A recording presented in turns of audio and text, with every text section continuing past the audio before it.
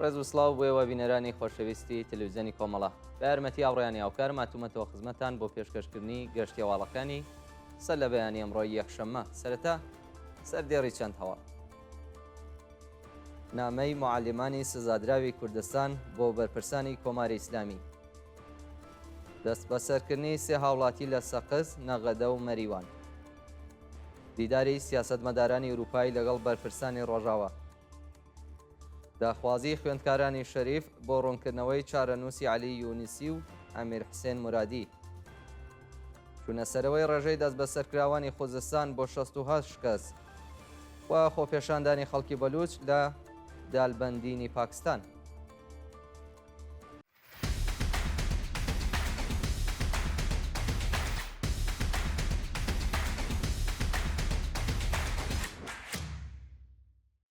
نامەی معالمانی سزادراوی کوردستان بۆ بەرپرسانی کۆماری ئیسلامی. ڕۆژی شەممە 6 ڕێبەندان کۆمەڵێک لە معالمانی سزادراوی ساڵانی ڕابردوو لەلایەن دەستگای قەزای ڕژیم سەبارەت بە سەرنجدان بە داواکاریەکانیان هۆشداریان بە بەرپرسانی کۆماری ئیسلامی داوە و ڕایانگەیاندووە هیچیان بۆ لە دەستان نییە جگە لەو زنجیرانەی بە دەست و پێیانەوە بەستراوە و بەهێزتر لە جاران ئەگەڕێنەوە سەر شەقام. معلمانی ئازادی خواست لە نامەکەیاندا باسییان لە کێشەکانی ئامۆزش و پەروەرشی کوردستان وەکو کۆنبوونی قوتابخانەکان، کەمی معلم، گوشاری معیشەتی و هەڵسوکەوتی ئەمنیەتی لەگەڵ مامۆستایان کردووە و خوازیاری هەڵوەشاندنەوەی هەموو ئەو سزایانە بوون کە بە ناحەق بەسەر معلماندا سەپێنراوە. واژۆکارانی ئەو نامەیە خوازیاری بەکردەوە دەرهاتنی گەڵاڵەی ڕێزبەندی پیشەکان چوونە سەرەوەی ڕێژەی حەقدەست بە پێی ڕێژەی هەڵاوسان، ئازادی هەموو معلمانی زیندانی و کۆتایی هێنان بە هەڵسوکەوتی ئەمنیەتی لەگەڵ مامۆستایان بوو. دەست بەسەرکردنی سێ هاوڵاتی لە شارەکانی سەقز، نەغەدە و مەریوان لە ڕۆژانی ڕابردوودا سێ هاوڵاتی بە ناوەکانی محەممەد ڕەشید نیکبین خەڵکی سەقز، سابیر مامشێخ خەڵکی نەغەدە و کامیار نیکفەر خەڵکی مەریوان لەلایەن ناوەندە ئەمنیەتیەکانەوە دەست بەسەر کراون. بە دوای مانگرتنی سەرکەوتوانەی خەڵکی کوردستان لە ڕۆژی چوارشەممە سێ ڕێبەندان ڕژیمی سەرکوتگەری ئیسلامی شەپۆلێک لە دەست بەسەرکردنی چالەکانی کرێکاری و مەدەنی دەست پێ کردووە. ڕۆژی چوارشەممە هاوڵاتیەکی خەڵکی سەقز بە ناوی محەممەد ڕەشید نیکبین لەلایەن هێزانامنیەکانەوە دەست بەسەر و بۆ شوێنێکی نادیار ڕاگوێزراوە. لەلایەکی دیکەوە شەوی هەینی پێنجی ڕێبەندان شارۆمەندێکی خەڵکی نەغەدە بە ناوی سابیر مامشێخ بەبێ بەڵگەی قەزایی دەست بەسەر و بۆ شوێنێکی نادیار گوازراوەتەوە. هەروەها گەنجێکی خەڵکی شاری مەریوان بە ناوی کامیار نیکفەر لەلایەن تڵاتی سپای پاسداران ڕفێنراوە بە دوواداچوونی بنەماڵەکەی تا بە ئەمڕۆ بێیاکان بوو.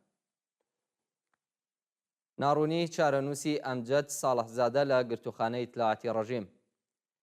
بە پێی راپۆرتی ڕێکخراوەکانی مافی مرۆڤ، ئەمجەد ساڵحزادە شارۆمەندی دەست بەسەرکراوی خەڵکی سەقز بە مەبەستی لێپرسینەوە و وەرگرتنی دانپێدانانی زۆرەملێ بۆ گرتوخانەی شارانفەری سنە گوازراوەتەوە. ئەمجەد ساڵحزادە ڕۆژی سێشەممە دوی ڕێبەندان بەبێ بەڵگەی قەزایی لەلایەن ئیدارەی ئیتلاعاتی ڕژیمەوە لە شوێنی کارەکەی لە شاری سەقز دەست بەسەر و بۆ گرتوخانەیە گوازراوەتەوە. ئیتلاعاتی سپای پاسداران ئەو چالاکە مەدەنیەی بە مەبەستی وەرگرتنی دانپێدانانی زۆرەملێ بۆ قەرارگای شارانفەری سنە گواستۆتەوە. ئەمجەد لە سەردەمی شۆڕشی ژیناش جارێک دەست بەسەر و پاش ماوەیەک بە دانانی وەسیقە ئازاد کرابوو. مانگی خاکە لێوەی ئەمساڵ دادگای ئینقلابی سەقز ئەو چالاکە مەدەنیەی بە تۆمەتی تەبلیغ دژی نظام بە 3 مانگ زیندان مەحکوم کردبوو کە دواتر حکمەکەی بۆ جەریمەی ماڵی گۆڕدرا. دیداری سیاسەتمەدارانی ئوروپایی لەگەڵ بەرپرسانی ڕۆژاوە. ڕۆژی شەممە 6 ڕێبەندان لێژنەیەکی ئوروپایی کە پێکاتبوو لە چەندین میدیا و ژمارەیەک پەرلەمانتار چوونەتە ڕۆژاوای کوردستان و لەگەڵ ڕۆهاد عەفرین فەرماندەی یەپەژە و ژمارەیەک لە فەرماندەکانی قەسەدا دیداریان کرد. لەو دیدارەدا شارەداری شاری ڕۆم لە ئیتالیا، ژمارەیەک لە نوێنەرانی ئێستا و پێشووی پەرلەمانەکانی ئیتالیا و فەڕەنسا، چەند ئەندامی شۆڕای شاری پاریس و ڕۆم، چەند ڕۆژنامەوانی سوئیسی، بەریتانیایی، ئیتالیایی، ئێسلۆڤینیایی، فەڕانسەوی و ئیسپانیایی لەگەڵ بەرپرسانی نظامی و سیاسی یەپەژە و قەسەدە و توێژیان کرد و پشتیوانی خۆیان لە خۆبەڕێوەبەرایەتی باکوور و ڕۆژهەڵاتی باکووری سووریا دووپات کردەوە. کۆبوونەوەی کەشاوەرزان لە شادگان. ڕۆژی شەممە 6 ڕێبەندان کۆمەڵێک لە شارۆمەندانی شارستانی شادگان لە پارێزگای خوزستان دژ بە نەدانی حەقاوە کۆبوونەوە. کەشاوەرزانی ناڕازی بە کۆبوونەوە لە بەردەم فەرمانداری و بەرزکردنەوەی دروشت خوازیاری پێدانی حەقاوە بوون. ناڕازیان ڕایانگەاندووە کە کەشاوەرزی تەنیا سەرچاوەی داهاتیانە و کۆماری ئیسلامی بە لێدانی بەنداو وشکردنی تاڵاوەکان و نەدانی حەقاوە مەعیشەتی خۆیان و بنەماڵەکانیانی خستۆتە مەترسیەوە. ناڕەزایەتی خەڵکی عێراق دژ بە سووتانی مازوت. ڕۆژی هەینی 5 ڕێبەندان خەڵکی شاری عێراق بۆ جارێکی دیکە لە سووتانی مازۆت لە وزەخانەی شازەند ناڕەزایەتیان دەربڕی. ناڕازیان بە ڕێپێوان و وتنەوەی دروشت خوازیاری ڕاگررتنی سووتانی مازۆت لە وزەخانەی شازەند و پاراستنی تەندروستی خەڵک بوون. ژنان، منداڵان و بە ساڵاتچوان لە بەردەم دەفتەری نوێنەری خامنەی کۆبوونەوە و دروشمەکانی سووتانی مازۆت بەسە عێراق هەوای نییە و هەوای پاک مافی هەمووانەیان بەرز کردەوە. داخوازی خوێندکارانی زانکۆی شەریف بۆ ڕوونکردنەوەی چارەنووسی عەلی یونسی و ئەمیر حسێن مرادی. شۆڕای سنفی خوێندکارانی زانکۆی سەنعەتی شەریف لە نامەیەکدا داوایان لە سەرۆکی زانکۆ کردووە بە دوواداچوون بۆ چارەنووسی عەلی یونسی و ئەمیر حسێن مرادی، دوو خوێندکاری بەندکراو بکات.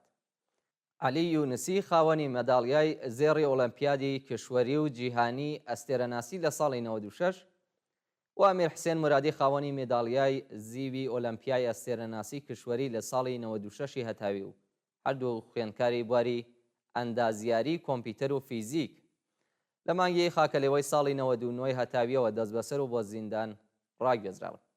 ماوەی 5 ساڵ بەسەر کاتی بەندکرانی ئەو دوو خوێندکارە تێدەپەڕێت و چارەنووسیان تا بێستا بە ناڕوونی ماوەتەوە.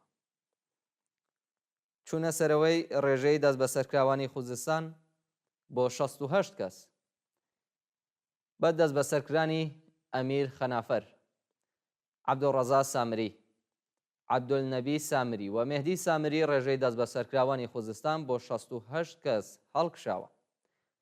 لە ڕۆژانی ڕابردوودا دەیان شارۆمەندی عەرەبی خەڵکی پارێزگای خوزستان لەلایەن هێزەکانی حکوومەتەوە ڕفێنراون و ڕێکخراوەکانی مافی مرۆڤ ناوی 68 کەسیان ئاشکرا کردووە. ڕۆژی شەممە دادستانی خوزستان ڕاگەیاندەبوو کە 182 کەسیان بە تۆمەتی ئەمنیەتی لەو پارێزگا دەست بەسەر کردووە. وتەکانی ئەو بەرپرسە قەزاییەی ڕژیم لە حاڵێکدایە کە زۆربەی ئەو کەسانەی دەست بەسەر کراون چالاکی میدیایی، ژینگە پارێز، چالاکی مافی مرۆڤ، هونەرمەند و شاعرن و تەنیا تاوانێک ئەنجامیان داوە دژایەتی لەگەڵ کۆماری ئیسلامی بووە. لە سێدارەدانی بەندکراوێک لە زیندانی نەیشابور. بەیانی ڕۆژی پێنجشەممە 4 ڕێبەندان حکمی ئەعدامی بەندکراوێک لە زیندانی نەیشابور بە تۆمەتی کوشتنی بان قەست جێبەجێ کراوە. بە پێی زانیاریەکان بەندکراوێک بە ناوی مێهدی عەمارلووی تەمەن 39 ساڵ کە پێشتر بە تۆمەتی کوشتنی بان قەست دەست بەسەر و بە ئیعدام مەحکوم کرابوو، بەیانی ڕۆژی پێنجشەممە لە زیندانی ئەو شارە لە سێدارە دراوە. و دوایین هەواڵمان سەبارەتە بە خۆپێشاندانی خەڵکی بەلوچ لە دالبەندینی پاکستان. ڕۆژی شەمە 25 ژانڤیەی 2025 خەڵکی ئازادیخوازی بەلوچ بە پێشەنگایەتی دکتۆر مێهرەنگ بەلوچ لە ناوچەی دالبەندین دژ بە ژێنۆسایدی بەلوچەکان لەلایەن پاکستان و کۆماری ئیسلامیەوە خۆپێشاندانیان. هەموو ساڵێک لەوەها ڕۆژێک بەلوچەکانی پاکستان وێران لە ناوچەی دالبەندین کۆ دەبنەوە و داوای مافەڕەواکانیان دەکەن. بە پێی ئامارەکان تەنیا ڕژیمی نظامی پاکستان بەلوچەکان ژێنۆساید ناکات و کۆماری ئیسلامیش لە 1 ساڵی ڕابردوودا 1200 شارۆمەندی بەلوچی کوشتووە یان بریندار کرد. بینەرانی خۆشەویست گەشتیاوەڵەکانتان پێشکەش کرا. کات و ساتێکی خۆش بۆ هەموو لایەن.